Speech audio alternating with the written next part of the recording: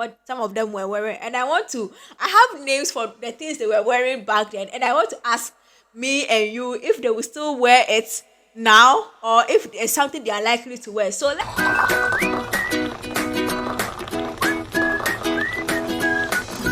welcome. How are you doing? How has your week been? So we are in on Thursday, and Thursday is usually throwback. So today, everything we are going to do is going to go a little back in time, and some of them will go very long behind, like go back way back.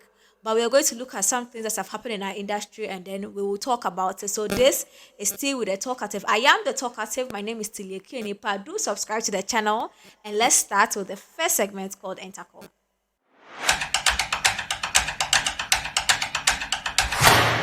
Welcome back. So this is still with the talkative, and as I said, I am the talkative. Now, if you remember very well, about a year ago, one of the biggest way that music was being promoted here in Ghana was through our TikTokers. Now, one of them came out as Santua to come and boast of how impactful their work is when it comes to creating monster hits in the Ghanaian creative industry, and how without them it might be difficult for an artist to get a hit song.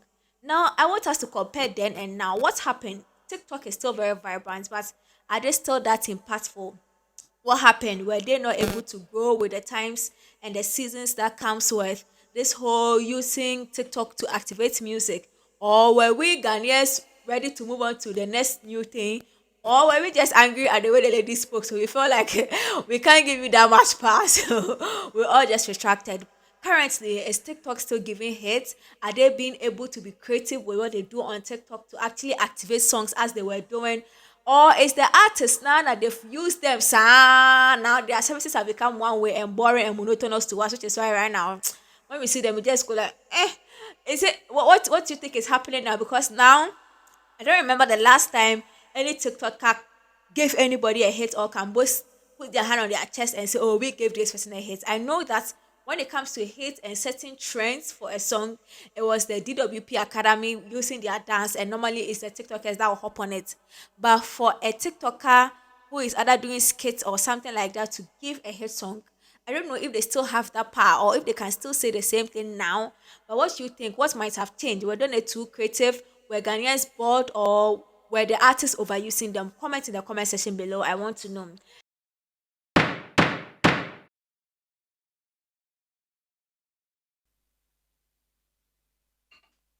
Welcome back. You're still having tea with the talkative. There is this generational gap between our older artists and then our younger ones. Even if it comes to the movie industry, there seems to be this gap. So I've been thinking, why is there a gap? Why are we not able to blend so well, where we have a younger generation of artists blending and mixing up nicely with the older one, not even if they want to mix up physically and collaborate, but we are not too far off. It's like whenever you hear an older person talk, oh, mo kora no nyum na wa ba ne de say that nyum bi asa, that kind of thing. Why is there so much gap between the younger generation and the older generation? And I think these are some of the reasons that could have accounted for it. First of all, I think the difference in education. When it comes to music education and learning about music properly, I think the older generation, they understood music, they understood what they were doing, the rudiments of music, and the kind of thing that goes into the kind of work and energy and effort that goes into music, or music creation. But now it seems the education is different. It's either young people don't know too much, or young people are exposed to too much information. So it's like everything comes to them real quick, real quick, real quick.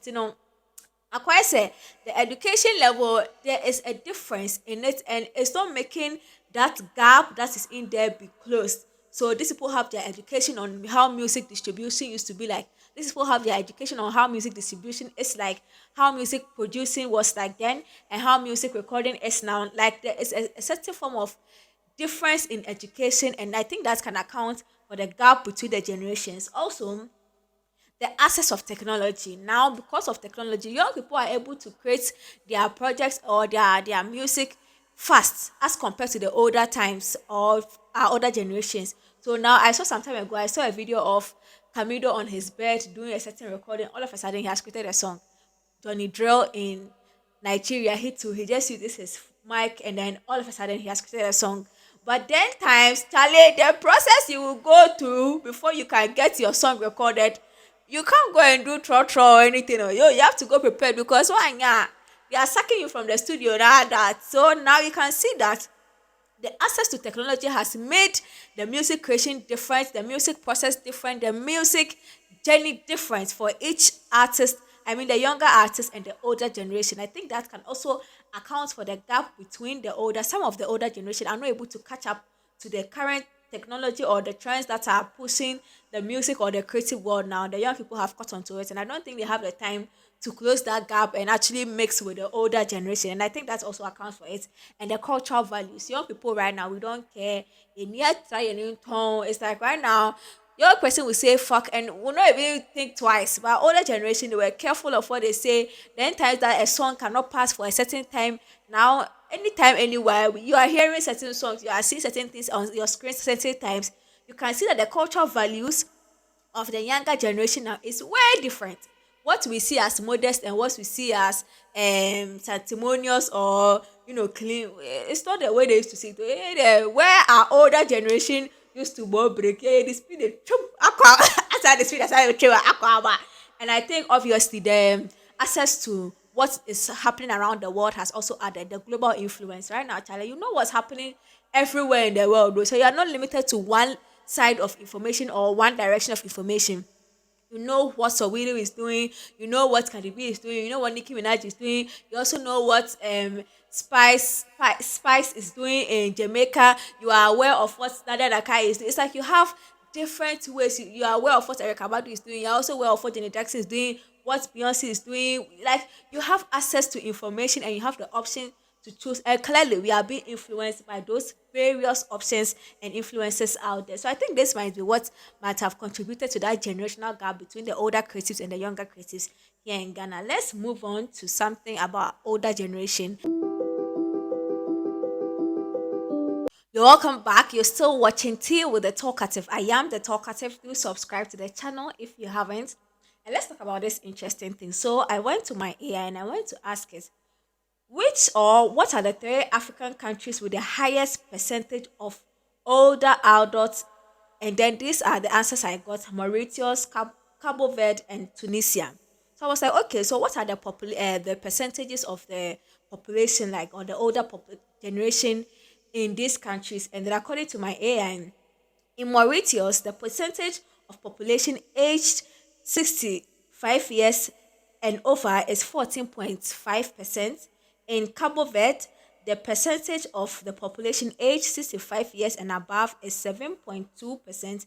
And in Tunisia, the percentage of the population aged 65 years and over is 6.3%. So these are the countries with the older percentage of population. Ghana. You're welcome back. This is the throwback edition of Tea with the Talkative. And today, the fashion, I didn't go to your favorites to go and look for the current ones they are posting or what they were wearing or what. I went to their old music videos like 10 years ago and their first hits, and I went to look at what some of them were wearing. And I have names for the things they were wearing back then, and I want to ask me and you if they will still wear it now or if it's something they are likely to wear. So let me start from this picture by Sarkodie. This song is 10 years ago, and it's Sarkodie and Appear to She Wants More Azonto Fiesta. And this Sarkodie was shushing a red. I want to say, so I saw my belt was saying, and this cardigan that he's wearing, I want to say, Aji shades. I think when I look at this Sarkodie picture, first of all, the word that comes to my mind is this. Oh, let me add it well. High school graduates. You see those high school boys, JSS and SS boys, we are. This is their dress, you know.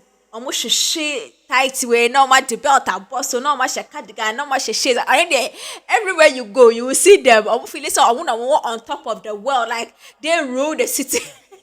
Also, I would train a sack maybe 10 years ago, no. But what sack would you pull a look like this? I think no, Sarkodie will not put a look like this, but the shades part of it, that he shades, and I think that's something Sarkodie never stopped doing. And no, Sarkodie will not wear something like this again. but Sarkodie will definitely wear the shades. The next person I have here is KiDi. Now, KiDi was looking fly. This is the first song that KiDi got her hit from. Say you love me. And the look of KiDi in this particular thing gives me this word. I'm sorry, this word sounds some way, but it is what it is. F boy.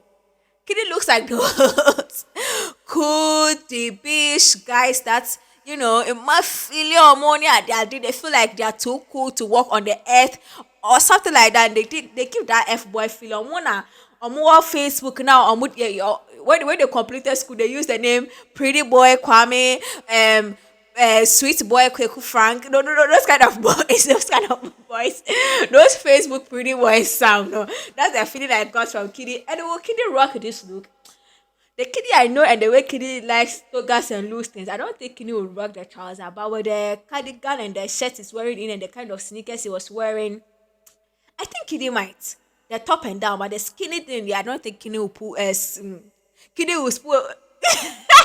I don't think KiDi will pull a skinny now, but he would rather do this same outfit, but the down part will be a loose lower, and I think it will be color white to complement the inner white he was wearing. That's the KiDi I think I know now. And finally, we have Stonebwoy. Stonebwoy, this video is 10 years ago. It's full up, and the look I see here is the Stonebwoy look I see here is this word that comes to my mind. Stonebwoy looks like a street hustler. Like, yo, he looks like a street, like 100% street hustler. Now, my thing is that with Stonebwoy, this particular look, with the way, hey, Charlie, come on, brow, share, headset, no, you shall know, called into your mark, say, yo, Charlie, that has to be kind that too. Called it to now that we are doing Bluetooth and AirPods, eh? It was just a mic saying, a conhony idea. Will Stonebwoy do this look? Yes, definitely.